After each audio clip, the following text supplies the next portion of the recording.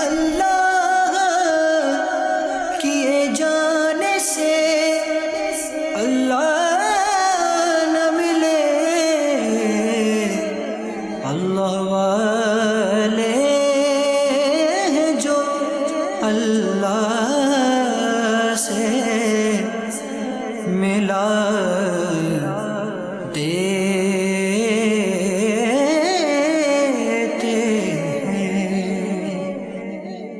الحمدللہ رب العالمین والصلاة والسلام علی سید المرسلین، اما بعد فاعوذ باللہ من الشیطان الرجیم، بسم اللہ الرحمن الرحیم۔ الصلاة والسلام علیک یا رسول اللہ وعلی آلک واصحابک یا حبیب اللہ، الصلاة والسلام علیک یا نبی اللہ وعلی آلک واصحابک یا نور اللہ۔ پیارے اسلامی بھائیوں اور مدنی چینل کے ناظرین، سلسلہ اللہ کے دوست لے کر آپ کی خدمت میں حاضر ہوئے ہیں۔ اللہ کریم رب العزت جل وعلا ہم سب کو ایسے اعمال اور ایسے اوصاف بجا لانے کی توفیق عطا فرمائے کہ میرا اور آپ کا بھی شمار اللہ کے پیاروں میں ہو جائے، اللہ کے دوستوں میں ہو جائے۔ ابتداءً درود پاک کی فضیلت ہمارے پیارے آقا صلی اللہ تعالیٰ علیہ وآلہ وسلم ارشاد فرماتے ہیں، قیامت کے دن اللہ کے عرش کے سائے کے علاوہ کوئی سایہ نہیں ہوگا، اور تین طرح کے افراد وہ ہیں جو عرش الہی کے سائے میں ہوں گے، اللہ انہیں یہ سایہ عطا فرما دے گا۔ وہ کون سے تین افراد ہیں؟ ان میں فرمایا، پہلا وہ شخص جو میرے کسی امتی کی پریشانی کو دور کرے، دوسرا وہ شخص فرمایا جو میری سنتوں کو زندہ کرے، اور تیسرا وہ جو مجھ پر کثرت سے درود پاک پڑھے۔ یہ تین ایسے اشخاص ہیں کہ بروز محشر اللہ اپنے عرش کا سایہ انہیں عطا فرما دے گا۔ سبحان اللہ۔ آج ہم کہیں گرمی میں ہوں، دھوپ میں ہوں، تپش میں ہوں، تو سایہ تلاش کیا جاتا ہے کہ سایہ کہیں مل جائے، ہم اس سورج کی گرمی سے جو ہے وہ بچ جائیں۔ لیکن آپ یاد رکھیے وہ دن، قیامت کے دن، کہ جس وقت کوئی اور سایہ نہیں ہوگا۔ آج تو ہم کئی سائے تلاش کر سکتے ہیں، اس وقت عرش الہی کے علاوہ کوئی اور سایہ نہیں ہوگا، اور گرمی بھی پھر عام گرمی نہیں، اس وقت لوگوں کے پسینے بہہ رہے ہوں گے، کئیوں کے پسینے پنڈلیوں تک، کئیوں کے پسینے رانوں تک، اور کئیوں کے سینے تک، کئی اپنے پسینوں میں ہی ڈبکیاں لے رہے ہوں گے اور تکلیف میں ہوں گے۔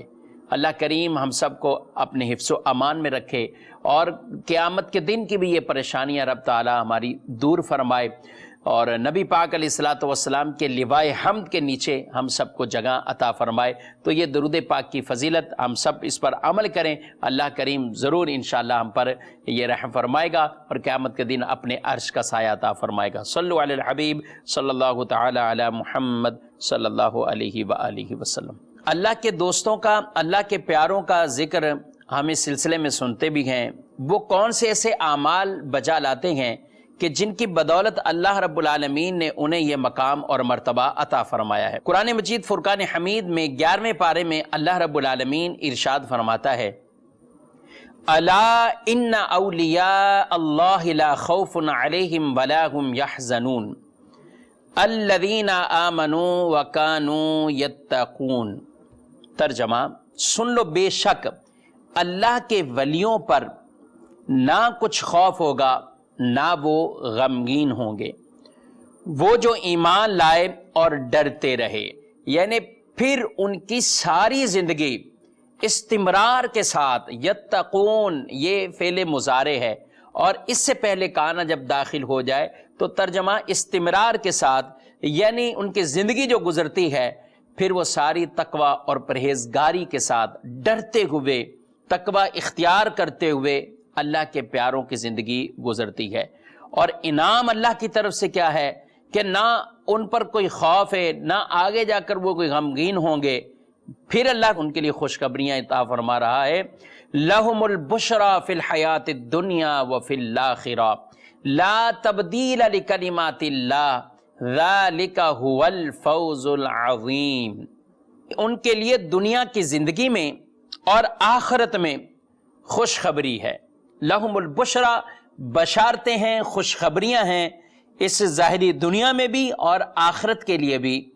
اللہ ارشاد فرماتا ہے لا تبدیل لکلمات اللہ، اللہ کی باتیں بدلتی نہیں ہیں، اللہ کے ارشادات وہ بدلتے نہیں ہیں۔ ذالک هو الفوز العظیم، یہی بڑی کامیابی ہے کہ جب آدمی ایسے اعمال بجا لائے اور وہ ایسا اللہ کا قرب حاصل کر لے کہ رب تبارک و تعالیٰ اس بندے سے راضی ہو جائے۔ یہ دنیا سے جا رہا ہے تو رب تعالیٰ کی طرف سے فرشتے اس کے لیے جو ہے وہ منادی ہیں، فرشتے اس کے لیے ندا دے رہے گئے کہ یہ ایسا شخص دنیا سے جا رہا ہے۔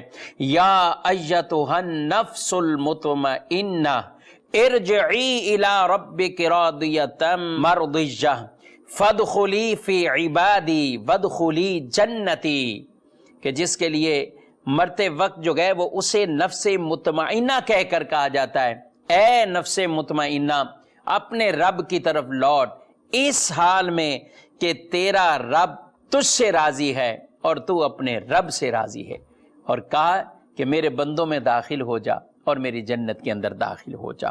تو ایسوں کے لیے یہ ندائیں جو گئے وہ بلند ہوتی ہیں اور ان کو یہ خوشخبریاں سنا دی جاتی ہیں۔ ولی ولا سے ہے، اور ولا کا معنی جو ہے وہ قرب کے بھی ہوتا ہے، ولا کا معنی نصرت کے بھی ہوتا ہے، قرب اور نصرت۔ ولی اللہ کسے کہا جاتا ہے؟ اللہ کا ولی وہ ہوتا ہے جو فرائض پر عمل کرتے ہوئے رب تعالیٰ کا قرب حاصل کر لے اور اللہ کی اطاعت میں مشغول رہے، اپنے رب تعالیٰ کی اطاعت میں مشغول رہے، اس کا دل اللہ کے نور جلال کی معرفت میں مستغرق رہے۔ وہ جب دیکھے تو قدرت الہی کے نظارے دیکھے، قدرت الہی کے دلائل دیکھے، وہ جب سنے تو اللہ کی آیتیں سنے، وہ جب بولے تو رب کی ثنا بیان کرے، اور وہ جب حرکت کرے تو اطاعت الہی میں حرکت کرے، جب کوئی کوشش کرے تو اللہ کی اطاعت کی طرف جو ہے وہ بڑھتے ہوئے کوشش کرے، اور ایسے عمل کی طرف اپنے آپ کو مشغول رکھے کہ جو قرب الہی کا ذریعہ ہے۔ وہ اللہ کا ذکر کرتے ہوئے اور اللہ کا ذکر سنتے ہوئے وہ کبھی نہ تھکے، وہ چشم دل سے خدا کے سوا کسی کو نہ دیکھے۔ یہ وہ صفات گئیں جو ایک اللہ کے اولیاء کے اندر ہوتی ہیں، اور جب آدمی اس مقام پر پہنچ جاتا ہے، مرتبے پر پہنچ جاتا ہے، تو رب اسے اپنا قرب خاص عطا فرما دیتا ہے، وہ رب کا قرب اسے نصیب ہوتا ہے۔ تو ایسا شخص پھر ولی بھی ہے، وہ ناصر بھی ہے، وہ معین بھی ہے، وہ مددگار بھی ہے، اللہ اپنی عطاؤں کی بارشیں اس پر برسا دیتا ہے۔ مدرسہ کے ناظرین، اس آیت مبارکہ میں کہا گیا اللہ کے اولیاء، اللہ کے ولی، اللہ کے خاص وہ بندے۔ اب یہ کون سے ہیں اللہ کے ولی، کون ہوتے ہیں؟ یاد رکھیں ولایت کے لیے، یعنی ہم کہیں کہ ہر پیر وہ ولی بھی ہو اور ہر جو ولی ہے وہ پیر بھی ہو، یہ کچھ ضروری نہیں ہے۔ عام طور پہ ہمارے تصور اس طرف جاتے ہیں۔ بے شک پیر کے اندر شریعت مطہرہ کے مطابق ایک وہ جو شرائط اس کی بیان کی گئیں، وہ شرائط اول ترین وہ ہونا تو بالکل ضروری ہیں، عقیدے درست ہوں، صحیح العقیدہ ہونا، اس کے ساتھ ساتھ فاسق نہ ہونا، عالم دین ہونا، اور اس کا سلسلہ نبی پاک علیہ الصلوۃ والسلام کے ساتھ متصل ہو جائے، منقطع نہ ہو۔ عالم ہونا یہ ضروری ہے، وہ چاہے پیر ہو تو وہ بھی عالم، ولی جو ہوتا ہے وہ بھی عالم ہوتا ہے، کیونکہ اللہ رب العالمین جو ہے وہ کسی جاہل کو اپنا دوست نہیں بناتا۔ امام شافعی رحمۃ اللہ کے تعالیٰ علیہ خود آپ فرماتے ہیں کہ اللہ رب العالمین جو ہے وہ کسی ایسے بندے کو ہی اپنا دوست بناتا ہے، محبوب بناتا ہے، جس کے اندر علم کی صفت موجود ہوتی ہے، یعنی وہ عالم ہوتا ہے۔ اور اگر کسی بندے کا کوئی عمل یا کوئی ایسا معاملہ پسند اللہ کو آ جائے اور اللہ اسے اپنا ولی بناتا ہے تو اسے علم کا نور بھی عطا فرماتا ہے اور اسے درجہ ولایت بھی اللہ عطا فرما دیتا ہے۔ تو ولی ہونا نہ تو یہ ہے کہ سارے ولی پیر بھی ہوتے تھے یا پیر ہیں، ایسا بھی نہیں ہے۔ اچھا، ہر پیر ولی ہے، ایسا بھی نہیں ہے۔ پیر جامع شرائط ہونا اور بات، پیر کا درجہ ولایت پر ہونا یہ اور بات ہے۔ اور ولایت یہ خاص کوئی اس پیری مریدے کے عنصر کے مطابق یا پیری مریدے کے انداز کے مطابق ہم دیکھیں تو یہ کوئی ضروری نہیں کہ ولایت صرف آئیں. ولی تو اللہ کے پیارے جو ہیں ان کی تو تعداد کی بے شمار ہے. اللہ کا کون سا پیارا بندہ ہے، کون سا دوست ہے، بظاہر وہ پیر نہیں ہے، بظاہر اس کے اس طرح کے اعمال نہیں ہیں، لیکن اللہ کی بارگاہ میں جو ہے وہ اس کا درجہ وہ بہت اعلیٰ اور بلند ہو جاتا ہے. کون سے اعمال اللہ کو پسند آ جائیں اور اللہ کسے اپنا محبوب بنا لے. جی ہاں، لیکن یہ یاد رکھیں جو فرائض سب سے پہلے مقدم ہے ان کا اگر کوئی شخص تارک بنتا ہے تو وہ کبھی ولایت کے زینے پر نہیں چڑھ سکتا. یعنی جس کے فرائض کے اندر ہی کمی اور کوتاہیاں ہوں. ایسا نہیں ہے. آج بہت سے لوگ ولایت کے نام سر یا کوئی کسی کا جو ہے وہ ایسے شخص کا کوئی شعبہ ایسا دیکھ لیا، کوئی معاملہ دیکھ لیا، اس کی ولایت کے جو ہے وہ ڈھنکے بجانے لگ جاتے ہیں، اس کے جو ہے وہ قائل ہو جاتے ہیں، اس کے حلقہ باب بڑھانے کی کوششیں کرتے ہیں، خود بھی ساتھ اٹیچ ہوتے ہیں. تو یاد رکھیں میرے محترم ناظرین، اللہ کے فرائض سب سے مقدم ہیں. اس سے ان کے علاوہ یعنی فرائض کے علاوہ کوئی ایسی شے نہیں ہے کہ جس کے ذریعے اللہ کا قرب حاصل جو ہے وہ کیا جا سکتا ہے. ہاں فرائض پورے ہوں اس کے بعد آدمی، یہ حدیث قدسی ہے پوری جس کا خلاصہ عرض کر رہا ہوں، آدمی نوافل کے ذریعے رب تعالیٰ کا قرب حاصل کرتا رہتا ہے، پھر اللہ اسے وہ درجہ عطا فرماتا ہے. تو ولی اللہ کے لیے یہ علماء نے بالکل واضح طور پر یہ لکھا، عقائد کی درستگی، عقائد درست ہونا. ولایت جو ہے وہ اللہ کی معرفت کا ایک وہ درجہ ہے. تو جس بندے کے عقائد ہی درست نہ ہوں، جس کے نظریات ہی درست نہ ہوں، وہ کبھی بھی اس زینے پر نہیں چڑھ سکتا. عقائد درست ہوں پھر وہ ہمیشہ اللہ کی عبادت میں، اللہ کی یاد میں، اللہ کے ذکر میں وہ آدمی اپنے آپ کو مشغول رکھتا ہے، یہاں تک کہ رب اسے اپنا پیارا بندہ بنا لیتا ہے، اسے اپنا دوست اور ولی بنا لیتا ہے. حضرت عبداللہ بن عباس رضی اللہ تعالی عنہ آپ فرماتے ہیں ولی اللہ وہ ہے کہ جسے دیکھنے کے بعد انسان کو اللہ یاد آ جائے. اور حدیث پاک میں بھی یہی فرمایا گیا، جسے دیکھنے کے بعد انسان کو اللہ یاد آ جائے، وہ بھی اللہ کا ذکر کرنے لگ جائے، وہ بھی رب تعالیٰ کی اطاعت اور فرما برداری کرنے والا بن جائے. یہ بھی ولایت کا ایک درجہ بیان کیا گیا ہے. پھر علماء نے لکھا کہ اس آیت مبارکہ میں الذین آمنوا وکانوا یتقون فرما گیا وہ لوگ جو ایمان لائے اور پھر ساری زندگی پرہیزگاری، ساری زندگی تقوی کے ساتھ انہوں نے گزاری. تو ایمان اور تقوی یہ دو چیزیں جو یہاں بیان فرمائے گی، تقوی جسے نصیب ہو جائے وہ واقع ہی اللہ کا ولی ہے، وہ اللہ کا ولی ہے. یا ایھا الذین آمنوا اتقوا اللہ ولتنظر نفس ما قدمت لغد، اے ایمان والو اللہ سے ڈرو، اے ایمان والو اللہ سے ڈرو، اور ہر جان دیکھے کہ اس نے کل کے لیے کیا آگے جو ہے وہ پہنچایا ہے. واتقوا اللہ، اور اللہ سے ڈرو. ان اللہ خبیر بما تعملون، اللہ جانتا ہے جو کچھ تم جو ہے وہ کرتے ہو. یعنی اللہ رب العالمین نے قرآن پاک میں اگر ہم صرف سورہ بقرہ کی طرف جائیں تو تقوی اختیار کرنے کے حوالے سے 10 سے زائد بار ایک سورت کے اندر ہی جو ہے وہ ارشاد فرمایا ہے. یا ایھا الذین آمنوا اتقوا اللہ حق تقاتہ، اے ایمان والو اللہ سے ڈرو جیسا ڈرنے کا حق ہے.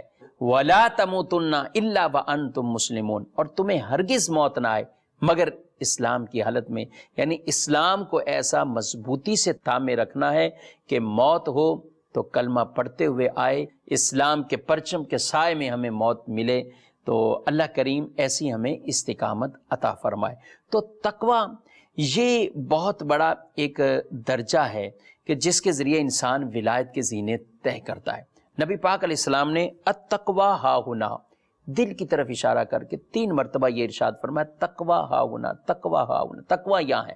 یعنی آدمی کا واقعی دل سے، دل ایسا صاف ستھرا ہو اور نور ایمان سے ایسا چمک رہا ہو اور دل یاد الہی میں ایسا مشغول ہو کہ دنیا کے فضولیات یا دنیا کی رغبتوں سے وہ دل اس طرف جو ہے وہ نہ پڑا ہو، دل میں دنیا کی محبت رچی بسی نہ ہو، دل میں مال کی محبتیں نہ ہو، دن میں جو ہے یعنی المختصر غیر اللہ، اللہ کے سوا یعنی جو چیزیں انسان کو رب تبارک و تعالی سے غافل کرنے والی ہے، ان تمام چیزوں سے اپنے آپ کو اس نے دور رکھا ہو اور رب سے ڈرتا ہوا وہ زندگی گزارتا ہو۔ یاد رکھیے یہ دل جب خوبصورت ہو جاتا ہے، نور ایمان سے یہ دل جو ہے وہ چمکنے لگ جاتا ہے، تو اس سے آدمی کو نیکی کے کاموں کی توفیق ملتی ہے۔ ہمارے پیارے رسول صلی اللہ علیہ وسلم نے ارشاد فرمایا، ان اللہ لا ينظر الى صورکم ولکن ينظر الى قلوبکم، اللہ تمہاری صورتوں کو نہیں دیکھتا لیکن تمہارے دلوں کو اللہ دیکھتا ہے۔ یعنی اللہ عز و جل ہمارے دلوں کو دیکھتا ہے، ہماری صورتوں کو نہیں دیکھتا۔ مراد یہ ہے کہ آدمی دل اپنا اچھا بنا لے، دل اپنا بہتر بنا لے۔ جس کا دل جتنا ستھرا ہوگا انشاءاللہ اتنا ہی نور ایمان اس دل کے اندر جو ہے وہ داخل ہو جائے گا۔ تو یہ بات ارشاد فرمائی کہ ایمان اور اس کے ساتھ ساری زندگی تقوی پرہیزگاری کے ساتھ گزارنے والا وہ بھی اللہ کا ولی ہے۔ اس آیت مبارکہ میں جو یہ ارشاد فرمایا گیا ہے، لا خوف علیہم ولا ہم یحزنون، نہ کوئی خوف ہوگا اور نہ وہ غمگین ہوں گے، اس آیت مبارکہ کے اس حصے میں اس کے معنی کو بیان کیا گیا۔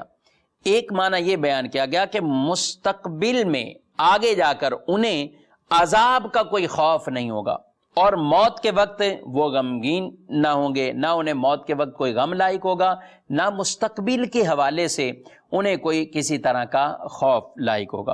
اور یہ بھی بات بیان کی گئی کہ مستقبل میں کسی ناپسندیدہ چیز میں مبتلا ہونے کا خوف انہیں نہیں ہوگا اور نہ ماضی میں اپنی کسی پسندیدہ چیز کے چھوٹ جانے پر انہیں کسی طرح کا کوئی غم لاحق ہوگا۔ دو چیزیں، یعنی مستقبل میں اللہ اپنے ولیوں کو محفوظ رکھتا ہے۔ یاد رکھیں اللہ کے فرشتے، اللہ کے نبی یہ ہیں معصوم، یعنی ان سے گناہوں کا صدور ہی نہیں ہو سکتا، یہ گناہ ان سے نہیں ہوتا، یہ معصوم کہلاتے ہیں۔ یہ ہمارا ایمان ہے اور یہ ہمارا عقیدہ ہے۔ اللہ کے نبی اور اللہ کے فرشتے، ان کے علاوہ وہ حضرات صحابہ کرام، اولیاء صالحین کاملین، ان کے بارے میں یہ ہے کہ یہ اللہ کی رحمت سے، اللہ کی نافرمانیوں سے، گناہوں سے محفوظ ہوتے ہیں، لیکن ان سے ان چیزوں کا واقع ہو جانا وہ ممکن ہوتا ہے اور ایسے معاملات پیش بھی آ جاتے ہیں، لیکن اللہ اپنی رحمت سے اپنے پیاروں کو ان نافرمانیوں سے محفوظ فرما لیتا ہے۔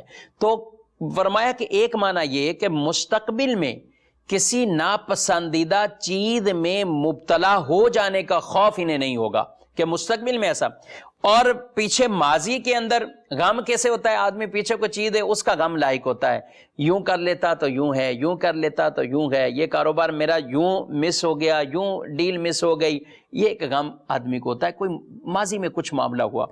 تو فرمایا اللہ کے ولیوں کی شان یہ، ماضی میں کوئی پسندیدہ چیز بھی ان کی چھوٹ جائے تو انہیں کوئی غم لاحق نہیں ہوتا، اور مستقبل میں کسی ناپسند چیز کے اندر وہ مبتلا نہیں ہوتے، اس کا انہیں ڈر بھی نہیں ہے، خوف بھی نہیں ہے۔ اور ایک یہ بھی معنی بیان کیا کہ قیامت کے دن ان پر کوئی خوف نہیں ہوگا قیامت کے دن، اور نہ اس دن وہ غمگین ہوں گے۔ کیوں؟ وجہ کیا ہے؟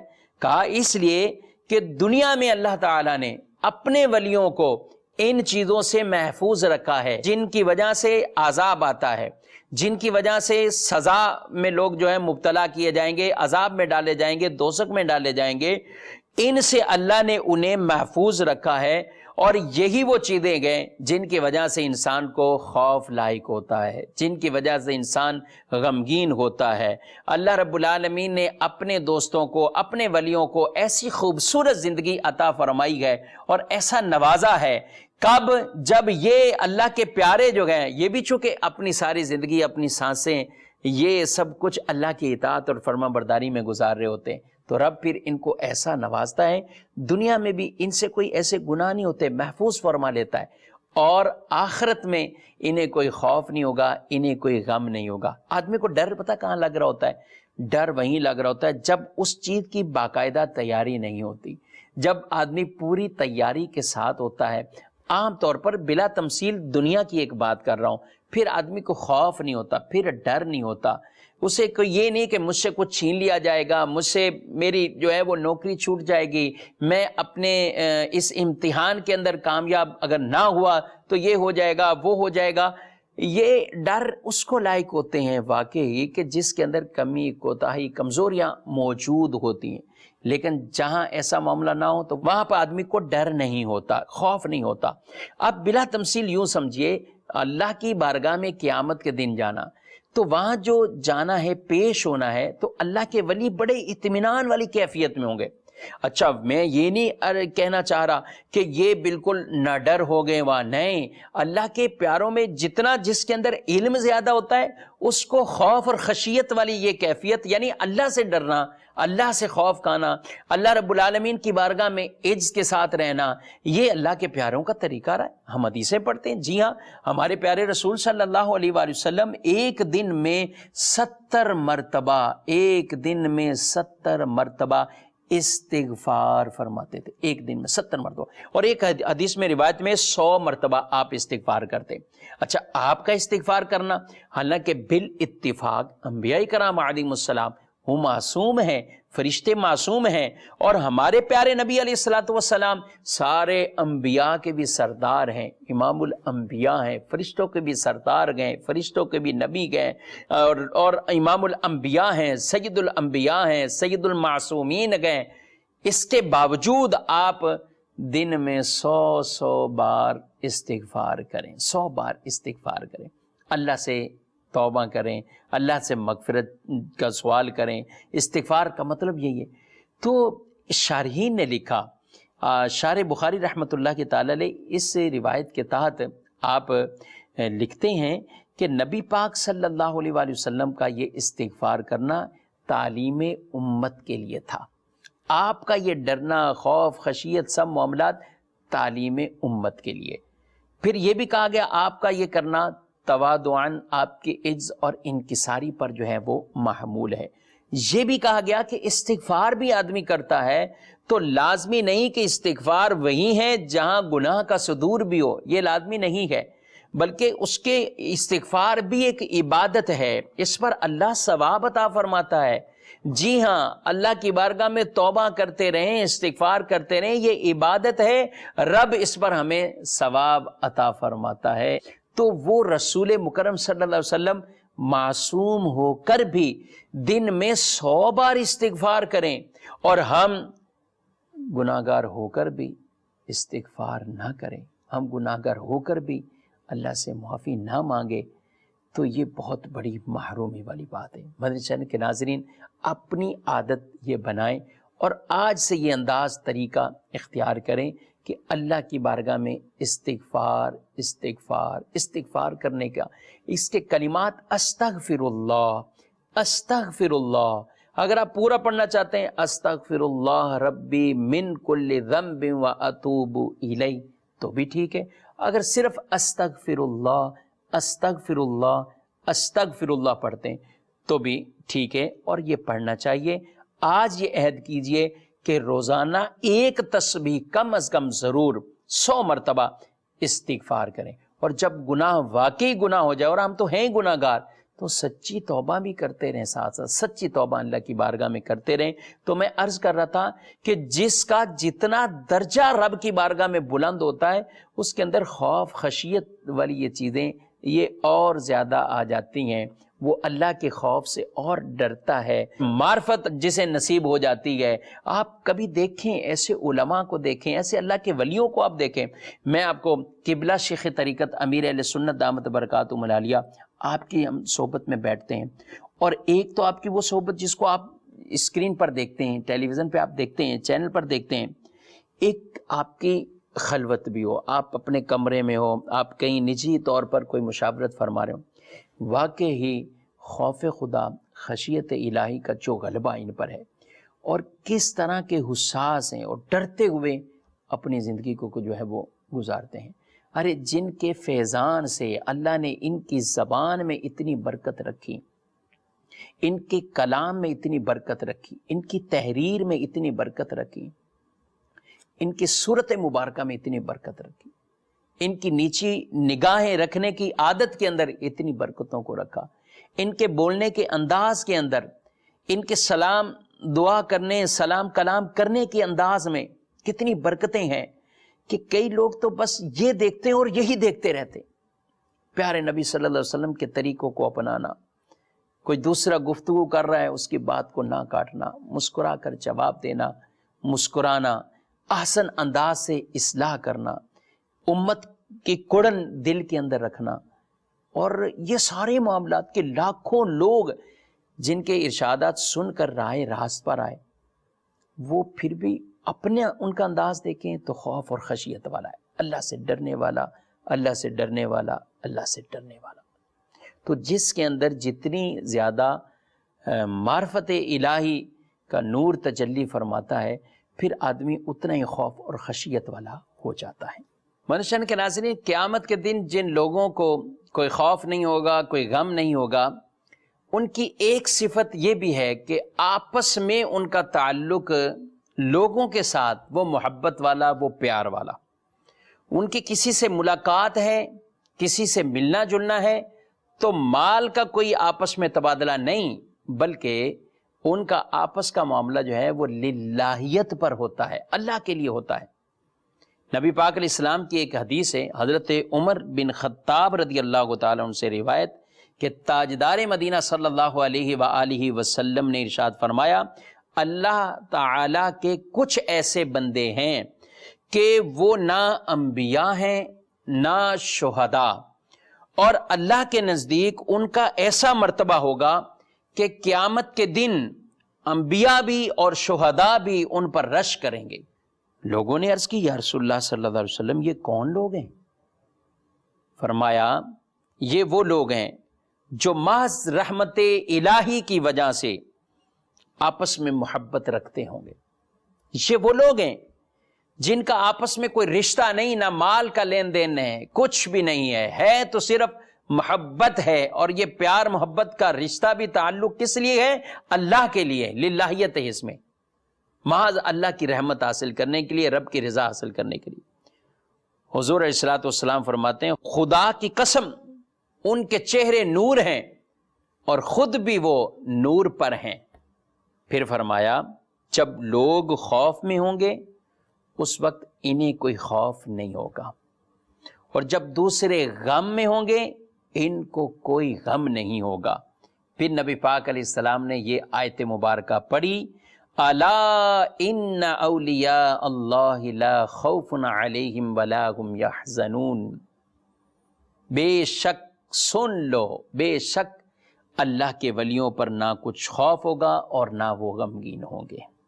اور یہ رب تبارک و تعالی کے ارشادات ہیں، لا تبدیل لکلمات اللہ، اللہ رب العالمین کے وعدے غلط نہیں ہو سکتے، اللہ کے احکامات میں تبدیلی نہیں ہے، جو بشارتیں عطا فرمائی ہیں سو فرما دی ہیں، اللہ ان پر یوں ہی اپنی نوازشات کی بارش فرماتا ہے۔ رسول اللہ صلی اللہ علیہ وآلہ وسلم نے فرمایا کہ اللہ جب کسی بندے سے محبت کرتا ہے تو فرمایا حضرت جبریل کو بلا کر ان سے فرماتا ہے، جبریل میں فلاں سے محبت کرتا ہوں، انا احبہ فلانا فاحبہ، جبریل میں فلاں سے محبت کرتا ہوں تو بھی اس سے محبت کر۔ حضرت جبریل بھی اس سے محبت کرتے ہیں۔ پھر آسمانوں کے اندر اعلان ہوتا ہے، جبریل امین آسمان میں اعلان کرتے ہیں کہ اللہ رب العالمین فلاں سے محبت کرتا ہے، آسمان کے فرشتوں تم بھی محبت کرو ان سے۔ اللہ اکبر، کہاں وہ اللہ کا بندہ بیٹھا ہوا ہے، وہ زمین پر کس بستی میں ہے، کس گاؤں میں ہے، کس شہر میں ہے، لیکن ہے اللہ کا پیارا، ہے اللہ کا محبوب بندہ، اللہ کا دوست ہے۔ رب تعالیٰ اس کے لیے آسمانوں میں اعلان کروا دیتا ہے، فرشتے اعلان کر دیتے ہیں۔ پھر کہا کہ آسمان والے بھی جب اس سے محبت کرتے ہیں پھر اس کے لیے زمین میں مقبولیت رکھ دی جاتی ہے، وہ بندہ زمین میں بھی قبول ہو جاتا ہے، منظور نظر بن جاتا ہے لوگوں کی، لوگ اس کی طرف کھینچے ہوئے چلے جاتے ہیں۔ وہ بندہ دنیا سے بھی چلا جائے، صدیاں گزر جائیں، لیکن اس اللہ کے پیارے ولی کے مزار پر رونقیں ہی رونقیں ہوتی ہیں. ان کے مزار پر قرآن پڑھنے والے، ان کے مزار کے قریب بیٹھ کر ذکر کرنے والے، درود پڑھنے والے، اللہ کی یاد میں محو رہنے والے، ان کی ایک بھیڑ اور رش سا لگا ہوتا ہے. دن ہو یا رات ہو، ان کے عرس کے ایام تو ایسے ہوتے ہی ہوتے ہیں، لیکن عام طور پر بھی پھر اللہ لوگوں کے دلوں میں اس کی محبت کو رکھ دیتا ہے. اور مدشن کے ناظرین یاد رکھیے، اس کا الٹ بھی ہوتا ہے. یعنی جب اللہ کسی سے ناراض ہوتا ہے تو پھر اللہ جبریل امین سے کہتا ہے میں فلاں سے ناراض ہوں، تو بھی ناراض ہو. آسمان کے فرشتے بھی اس سے ناراض تھے. زمین میں اس بندے کے لیے ناراضگی کو، نفرت کو رکھ دیا جاتا ہے. یہ چیزیں من جانب اللہ. آدمی اپنے اعمال، اپنے کرتوتوں کو دیکھے، اپنے اعمال ایسے بجا لائے کہ جو اللہ کے ولیوں کے، اللہ کے پیاروں کے. کوشش کرنا یہ ہمارا کام ہے، ہمیں اس پہ کوشش کرنی چاہیے، پریکٹس کرنی چاہیے. دل کے اندر خوف ہو، قناعت ہو، حسد نہ ہو، یہ دل کینے سے پاک ہو، دل کے اندر لوگوں کے بارے میں جو ہے وہ اچھے گمان ہو، اچھے گمان ہو. تو یہ بندہ ایسی صفات جب پیدا کرے گا، رب تعالیٰ اسے اپنا پیارا بندہ بنائے گا، محبوب بندہ بنائے گا. اللہ کریم رب العزت جل وعلا ہم سب کے دلوں کو بھی صاف ستھرا فرما دے، ہمیں ظاہری اور باطنی گناہوں سے بچنے کی بھی توفیق عطا فرمائے، اور اولیاء کرام کی ان صفات پر اللہ ہمیں عمل کرنے کی توفیق عطا فرمائے. آمین بجاہ النبی الامین صلی اللہ تعالی علیہ وآلہ وسلم. اللہ اللہ کیے جانے سے اللہ نہ ملے، اللہ